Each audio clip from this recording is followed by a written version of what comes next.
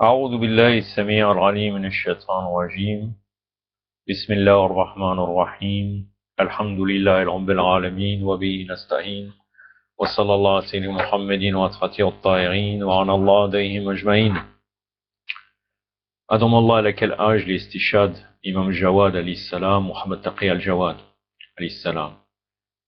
Mes condoléances pour le martyr de l'imam Mohamed Taqi al-Jawad alayhi salam. Aujourd'hui, nous sommes dans sa célébration. Ce n'est pas le sujet de ma vidéo, mais comme a dit Amir al-Mouminin alayhi salam, ce n'est pas parce qu'on ne peut pas faire une chose totalement qu'on n'en fait pas un petit peu. Donc pour cela, je vais vous citer quelques hadiths de l'imam Jawad alayhi salam. L'imam Jawad alayhi salam nous a dit concernant Allah azza wa jal, ainsi nous avons nommé notre Seigneur, le puissant, non pas puissant par la puissance de la tyrannie présente chez la créature, car si sa puissance était une puissance tyrannique, telle celle présente chez la créature, alors il y aurait similitude d'état. Dès lors, il sera assujetti au complément, mais ce qui est assujetti au complément l'est aussi à l'omission. Or, ce qui est imparfait est loin d'être éternel. Celui qui est loin d'être éternel est déficient. Ça, c'est dans Usul al-Kafi, le kitab Tawhid, donc le kitab de l'unicité, le livre de l'unicité, donc le chapitre, le tome 1, c'est le hadith 313.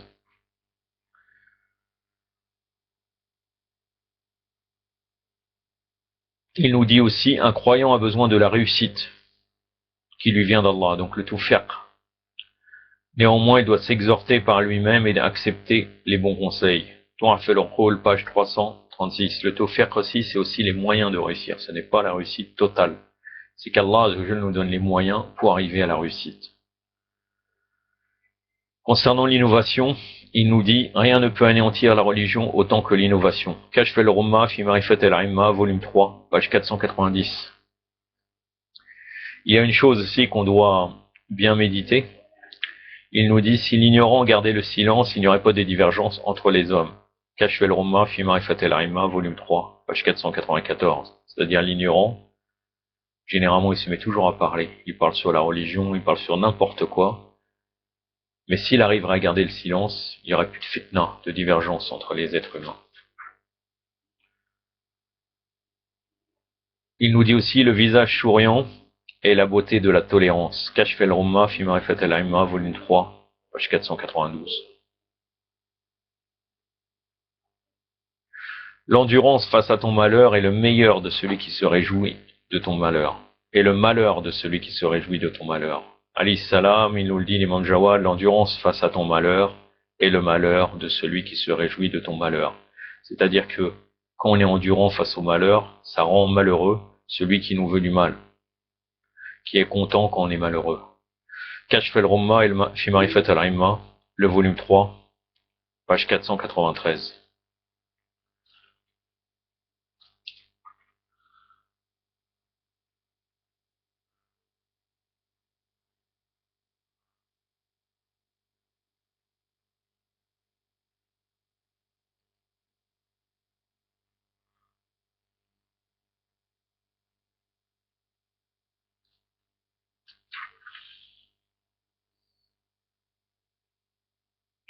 L'imam Jawad alayhi salam nous explique aussi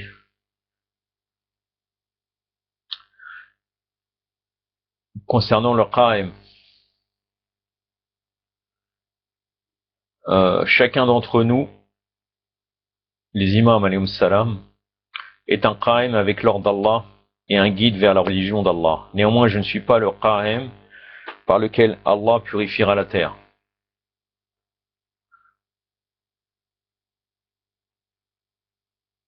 Des gens de la crédulité et du refus, et la couvrira de justice, par lequel Allah purifiera la terre des gens de l'incrédulité et du refus, et la couvrira de justice et d'équité. Il sera celui dont la naissance sera dissimulée aux gens, dont la personne leur sera occultée, et dont il sera interdit de le nommer par son nom. Kifayat al-Asar, ça c'est dans Bihar al-Anwar, le volume 51, le hadith numéro 4, page 231, 233. C'est dans l'édition bilingue, arabe et anglais. Pour arriver à notre sujet, nous sommes toujours dans le sujet de la prophétie. Et là, ça sera d'après le Coran et la Sunna, donc après les hadiths de Ahlul Bayt. Vous allez voir que, indépendamment des paroles de nos savants, les hadiths sont tout expliqués concernant la prophétie. Et d'autres sujets, bien sûr. Pour éviter d'être trop lourd, bon, je vais faire cette vidéo en 2 parties, Inch'Allah. Mais à chaque fois que je citerai les versets coraniques, je ne vous les lirai pas en arabe, car il y en a beaucoup de versets, donc je ne pourrai pas. Ça sera trop long et assez lourd si je fais comme ça là. Par contre, je vous donne le numéro de la sourate, pas le nom de la sourate, mais quelquefois je connais par cœur à quoi ça correspond, à quelle sourate ça correspond par rapport au numéro. Donc je vous donnerai le nom exact de la sourate ou sinon uniquement le numéro. Allah subhanahu wa ta'ala nous dit: ô vous qui croyez, répondez à Allah et aux messagers lorsqu'ils vous appellent à ceux qui vous vivifient. C'est la sourate 8, le verset 24. Donc la sourate El-Anfal, le verset 24, la sourate du butin. Donc si on répond à Allah et au messager d'Allah, à son message, eh ben ça nous vivifie, ça nous redonne la vie. Allah appelle à la demeure du salut et il guide qui il veut vers la voie droite. La sourate 10, le verset 25. La sourate 10, c'est la sourate Younes, alayhi salam. Répondez à votre Seigneur avant que vienne de la part d'Allah un jour pour lequel il n'y aura point de renvoi. Il n'y aura point de refuge pour vous ce jour-là, il n'y aura pour vous aucune négation possible. C'est la sourate 42, le verset 47. Il me semble que la sourate 42, c'est la sourate Fussilat. Il faudra vérifier les versets détaillés. Fussilat veut dire les versets détaillés. Ô notre peuple, répondez à l'apôtre, celui qui vous appelle, et dari Allah, à l'appel d'Allah, et croyez en lui, il vous pardonnera une partie de vos péchés et vous préservera d'un châtiment douloureux. La sourate 46, le verset 31. S'ils ne te répondent pas, alors sache qu'ils ne suivent que leur passion. Quel est donc celui plus égaré que celui qui suit sa passion, sans guider de la part d'Allah? C'est la sourate 28, le verset 50. J'ai oublié de vous dire, là je vais commencer à vous citer les hadiths. Les hadiths, je n'ai pas la référence exacte, mais il a été pris dans 13 livres que je vais vous citer globalement. Dans Mizan al-Hikma, l'auteur est Mohammed el-Ishari, dans Naj al-Balara, donc très reconnu, la voix de l'éloquence de Sharif el-Radi, Ruar al-Hikam wa Duar al-Kalam, les aurores des sentences, on pourrait dire, et les perles des paroles, c'est les paroles de l'imam Ali alayhi salam, Shir Abdel Wahid Hamoudi, l'auteur, El-Usul min al-Kafi, donc les principes du Kafi, Shir al-Khulaini, Toraf al-Rukul, an Ali Rasoul, les chefs-d'œuvre des intelligences de la famille du messager d'Allah, El-Hussein ibn Shabat, El-Arani, Kitab al-Tawhid, donc l'unicité de Shir Sadouk, Ma'ani al-Akhbar, les significations des paroles de Shir Sadouk, radhiyallahu anhu, Kitab al-Khisal de Shir Sadouk, donc le livre des qualités, Ilal al-Sharia, Shara'i, les raisons des lois de Shir Sadouk, Uyun Akhbar el-Rida, toujours de Shir Sadouk, les sources des paroles de l'imam Rida, on pourrait dire, Man la yadu al-Faqih, pour celui qui n'a pas de faqih en sa présence, de Shir Sadouk, Misbah al-Sharia, la lampe de la loi. On dit que c'est attribué, on n'est pas sûr, à l'imam Sadiq alayhi salam. Et le Kitab al-Burhan fi tafsir al-Coran, le livre de la preuve, ou bien des arguments dans le commentaire du Coran, de Sayyid Hashem al-Barani. Donc l'imam Ali alayhi salam nous dit, vous êtes appelés à l'ordre clair, alors il n'y a que le sourd qui ne l'entend pas et que l'aveugle qui ne le voit pas. C'est-à-dire que le message d'Allah est clair. Œuvrez pour des causes clairement explicites. Allah vous accordera sa miséricorde, car le chemin est tracé de façon manifeste. Il invite à la demeure du salut. Si je continue, donc c'est toujours la même personnalité qu'il a dit, le même imam, c'est l'imam Ali alayhi salam. Sachez que si vous suivez celui qui vous appelle au vrai, il vous conduira sur la voie du messager, à Rasoul. Il vous épargnera le désagrément de l'injustice et l'ôtera le fardeau accablant de vos coups. Allah a envoyé Muhammad sallallahu alayhi wa alayhi avec la vérité, al-haq, afin qu'il fasse sortir ses serviteurs de l'adoration des idoles vers son adoration, de l'obéissance au shaitan à son obéissance, avec un Coran qui le démontre et le confirme, pour que les adorateurs connaissent leur Seigneur alors qu'ils en étaient ignorants, et afin qu'il le reconnaisse après qu'il l'ait nié, et qu'il l'atteste après qu'il l'ait contesté. Allah subhanahu wa ta'ala a envoyé Muhammad sallallahu alayhi wa alayhi afin qu'il fasse sortir ses adorateurs du culte, de l'adoration de ses serviteurs vers son adoration, des promesses de ses serviteurs vers ses promesses, de l'obéissance à ses serviteurs à son obéissance, et de la wilaya de ses serviteurs envers sa wilaya. Allahumma salli ala Muhammad wa ali Muhammad. Nous revenons à la parole d'Allah Azza wa Jal.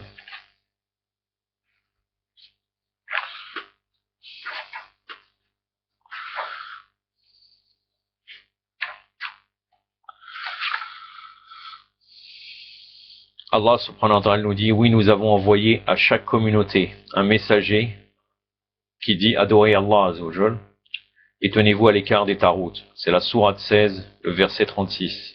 Nous n'avons envoyé aucun messager avant toi sans que nous lui ayons révélé, il n'a de Dieu que moi, alors adorez-moi. La sourate 21, le verset 25. Notre Seigneur envoie-leur un messager d'entre eux qui leur lise des versets, qui leur enseigne le livre et la sagesse et qui les purifie. C'est la sourate Al-Baqarah, la sourate donc de la vache, la sourate numéro 2, le verset 129. Nous vous avons envoyé un messager pris parmi vous. Il vous lit nos versets, vous purifie, vous enseigne le livre et la sagesse et vous apprend ce que vous ne saviez pas. Toujours la sourate Al-Baqarah, la sourate numéro 2, le verset 151. Allah a vraiment accordé une grâce aux croyants en leur envoyant un message d'entre eux-mêmes. Il leur récite ces versets, les purifie et leur enseigne le livre et la sagesse alors qu'ils étaient auparavant dans un égarement. C'est la sourate numéro 3, donc la sourate Ali Imran, donc la sourate de la famille d'Imran, le verset 164. C'est lui qui a envoyé aux ignorants un messager de parmi eux, Ummiyin. Il leur lit ces versets, les purifie et leur enseigne le livre et la sagesse, alors qu'ils se trouvaient auparavant dans un égarement manifeste. C'est la sourate numéro 62, le verset 2. Il me semble que c'est la sourate Jumu'ah, la sourate du vendredi, je ne suis pas sûr. Car il y a un autre verset qui ressemble, qui est similaire au verset qu'il y a dans la sourate du vendredi. Donc je ne suis pas sûr que la sourate 62 est la sourate du vendredi, il faut vérifier. Allah subhanahu wa ta'ala dans sourate Al-Maïda, le verset 15 et 16 nous dit: Ô gens du livre, notre messager vous est venu, il vous explique clairement une grande partie du livre que vous cachiez, et il en passe une grande partie. Oui, une lumière et un livre explicite vous sont venus d'Allah. Et par cela, Allah guide dans les scientés du salut ceux qui recherchent sa satisfaction. Et il les fait sortir des ténèbres vers la lumière de par sa permission. Et il les dirige vers un chemin droit. Dans la sourate numéro 14, le verset numéro 1, Alif Lam Ra, livre que nous avons fait descendre vers toi, ou que nous t'avons révélé, afin que tu fasses sortir les hommes des ténèbres vers la lumière, avec la permission de leur Seigneur vers la voie du Tout-Puissant, du digne de louange. La sourate 57, le verset 25. Nous avons envoyé nos messagers avec les preuves évidentes et nous avons fait descendre avec eux le livre et la balance, afin que les hommes instaurent et observent l'équité. La sourate Al-Baqarah, la sourate de la vache, la sourate numéro 2, le verset 213. Les hommes formaient une seule communauté. Alors Allah a envoyé les prophètes annonciateurs de la bonne nouvelle et avertisseurs. Et il a fait descendre avec eux le livre avec la vérité afin qu'ils tranchent entre les hommes sur ce dont ils divergeaient. Mais n'ont divergé sur lui que ceux qui l'avaient reçu après que leur soient parvenues des preuves évidentes, par jalousie et querelle entre eux. Alors Allah a guidé ceux qui ont cru à la vérité sur laquelle d'autres se sont querellés de par sa permission. Allah guide qui il veut vers une voie droite.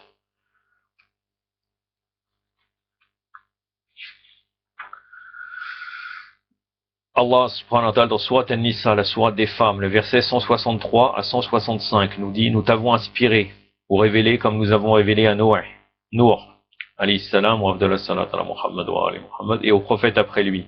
Et nous avons inspiré Abraham, donc Ibrahim alayhi salam, Ismaël, Isaac, Jacob, donc Jacob, les tribus, donc Al-Asbat, Isa alayhi salam, Jésus, Job, c'est je ne me rappelle pas en arabe précisément qui il est. Jonas, donc Jonas, Aaron, donc Aaron, et Soleiman, Salomon. Et nous avons donné à David, donc Daoud, les psaumes. Tout comme les messagers dont nous t'avons déjà raconté l'histoire et les messagers dont nous n'avons pas raconté l'histoire. Et Allah a vraiment parlé à Moussa, à Moïse, tous des messagers annonciateurs et avertisseurs afin que les hommes n'aient aucun argument contre Allah après les messagers. Donc là, Allah Azzawajal nous relate les différents prophètes principaux qu'il a envoyés et comme quoi, pour que les hommes n'ont aucun argument, donc à chaque fois il a envoyé des prophètes. Après l'imam Sadiq alayhi salam nous dit, pour nous expliquer la prophétie, lorsque nous attestons que nous avons un créateur, donc là il nous donne, comme les ulama actuels nous donnent, et même anciens sur la croyance, là il nous explique la croyance. Lorsque nous attestons que nous avons un créateur qui nous a façonnés, qui nous transcende, ainsi que tout ce qu'il a créé, et puisque ce créateur est sage et transcendant, il n'est pas possible que ces créatures le voient, ni qu'elles le touchent, sinon il y aurait des rapports avec eux, ils auraient des rapports avec lui. C'est-à-dire des relations pour discuter ou d'autres choses. Et ils argumenteraient avec eux, ils argumenteraient avec lui. Voilà, c'est-à-dire ils voudront argumenter. Il établit qu'il a des envoyés, Sophara, ambassadeurs, des représentants, on pourrait dire aussi, dans sa création. Il le manifeste à sa création et à ses serviteurs, et il leur indique leur avantage et leur intérêt, ainsi que ce qui assure leur survie ou s'ils l'abandonnent, leur extinction. Ainsi il est clair que ceux qui ordonnent et qui interdisent de la part du sage, du savant dans sa création, ceux qui expriment sa volonté, que soit manifestée sa majesté et sa puissance, ce sont les prophètes, el-Anbiya, alayhim salam, et son élite parmi ses créatures. Les sages éduqués par la sagesse envoyée par elle, sans être associés aux hommes dans quelque chose de leur condition, dans leur conformation et leur constitution, ils sont les auxiliaires d'auprès du sage, du savant, de par la sagesse. Cela s'est poursuivi et continue à chaque époque et chaque période, par ce qu'ont apporté les messagers et les prophètes de preuves et d'arguments, afin que la terre d'Allah ne soit pas vide d'une preuve, Hujja, qui possède un signe démontrant la véracité de sa parole et la garantie de son honnêteté. Il nous dit aussi, alayhi salam, Allah, puissant et majestueux. Je vais m'arrêter là, je vous cite encore 2 hadiths et je m'arrêterai. Inch'Allah, la prochaine vidéo sera un peu plus longue, d'une 25 minutes à peu près. Allah, puissant et majestueux, a doté ses prophètes des trésors de sa bonté, de sa générosité et de sa miséricorde. Il les a instruits des réserves de sa science, il les a mis à part de l'ensemble de ses créatures, pour lui-même, et ainsi leur état et leur caractère ne sont comparables avec aucun de toutes les créatures. Alors il a fait d'eux les moyens, Wasa'el, pour aller vers lui. Il a rendu l'amour pour eux et l'obéissance totale envers eux motif de sa satisfaction. Le fait de aimer les prophètes et d'obéir totalement à eux, ça donne la satisfaction d'Allah. Allah Azzawajal est satisfait de nous. Et la divergence avec eux et leur rejet cause de son irritation. Et il a ordonné à chaque peuple et chaque groupe de suivre la religion de leurs messagers. Puis il a refusé d'accepter une obéissance, sauf avec leur obéissance. La seule obéissance, c'est l'obéissance envers les prophètes, leur glorification et la connaissance de leur amour, de leur vénération, de leur caractère sacré, de leur dignité, de leur apologie et de leur honneur auprès d'Allah. Alors vénère la totalité des prophètes d'Allah. N'abaisse pas la dignité de l'un au-dessus des autres. C'est-à-dire, les prophètes seraient similaires. Ils sont dignes. Et ne joue pas à ton gré avec ton aql, c'est-à-dire avec ta raison, sur leur position, maqamat, leur état et leur qualité, sauf avec une indication précise de la part d'Allah. Si Allah a fait une distinction, c'est autorisé de faire une distinction. Sinon, il n'y a pas de distinction entre les prophètes.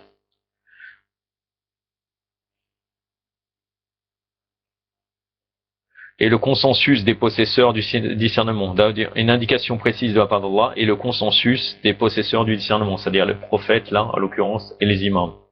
Grâce à des indices qui prouvent leur avantage et leur degré, ainsi que le moment de leur accès à leur réalité auprès d'Allah, Azzawajal. Mais si tu compares leurs paroles et leurs actions avec celles de la totalité des hommes en dehors d'eux, tu auras leur abîmer leur compagnie, nier leur connaissance, ignorer leur particularité divine, et tu seras tombé du niveau des réalités de la foi et de la connaissance. Alors prends garde, oui, prends garde à toi. Fin de ce hadith, il nous donne aussi, je vais vous donner un autre hadith. Là, c'est pour montrer une règle générale qu'on ne peut pas rejeter aucun prophète. L'imam Sadiq alayhi salam nous dit, sachez que si un homme renie Jésus, fils de Marie, Isa ibn Maryam, alayhi wa afdallah salat ala Muhammad wa ali Muhammad, et atteste tous les autres messagers, c'est-à-dire qu'il accepte tous les autres messagers, sauf un, il n'est pas croyant. Allahumma salli ala Muhammad wa ali Muhammad.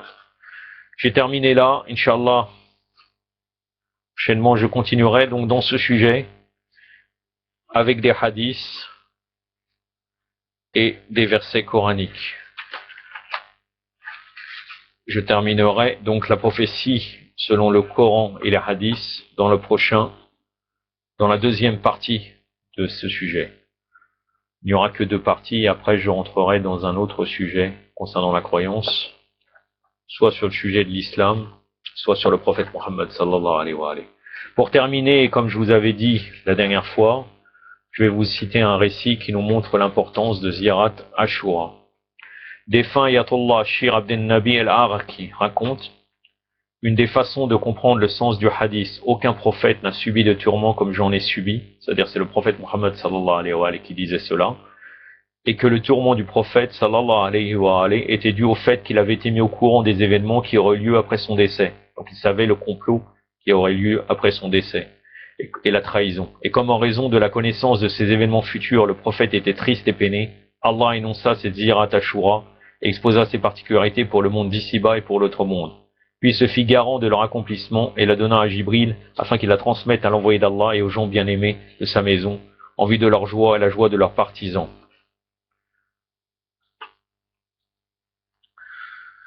Et de sorte que, premièrement, ils se réjouissent de ses effets et utilités pour l'autre monde. Deuxièmement, ils demandent recours pour elle, pour ses effets et bienfaits pour le monde d'ici-bas. Et pour cela, Ja'far ibn Muhammad alayhi salam apporta la garantie de Muhammad ibn Ali alayhi salam, qui rapporta celle de Ali ibn al-Hussein alayhi salam, qui rapporta celle de Hussein ibn Ali alayhi salam, qui apporta celle de Hassan ibn Ali alayhi salam, qui apporta celle de Ali ibn Abi Talib alayhi salam, qui lui apporta la garantie du prophète sallallahu alayhi wa alayhi. Le prophète apporta la garantie de Jibril, qui apporta celle du Qalam. Le Qalam apporta la garantie du Loh, c'est-à-dire la table préservée, et le Loh apporta la garantie du Seigneur des mondes, que quiconque aurait une demande à obtenir d'Allah et réciterait cette ziyara, le Dieu de l'univers exaucera cette demande par sa puissance absolue et par sa grâce sur Muhammad et la famille de Muhammad, et sur leurs partisans et les épris de Muhammad et de sa famille. Allahumma salli ala Muhammad wa. Là on voit vraiment le caractère sacré de Ziyarat Ashura. Et vraiment, ceux qui rejettent, qui disent Ziyarat Ashura n'est pas fiable, c'est vraiment quelque chose de très grave. Donc, Ayatollah Araki continue, défunt Ayatollah Araki, rahmatullah alayhi, poursuit. Après avoir terminé la rédaction de ma risala, c'est-à-dire sa risala Armaliya de épître de jurisprudence, j'effectuais la récitation de la Ziyarat Ashura, selon les règles au sujet d'un problème qui ne pouvait être résolu de façon courante. Allah, par respect envers ses grands, c'est-à-dire envers les imams,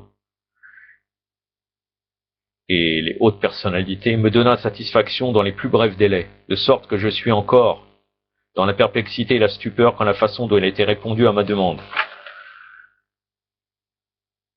En raison de cela, j'ai pris la décision d'écrire un condensé sous forme de liste sur la façon de demander recours, afin que quiconque aurait une demande accomplisse les règles citées dans le livre Kensel Khafi, ça c'est la page 84, et que sans doute aucun sa demande soit exaucée. Allahumma salli ala Muhammad wa ali Muhammad. Inch'Allah, le prochain épisode sera donc sur la prophétie, la deuxième partie selon le Coran et les hadiths de Ahlul Bayt. Yaktafi min hada wa sallallahu alayhi wa sallam Muhammadin wa atrati wa tahirin wa assalamu alaykum wa rahmatullah.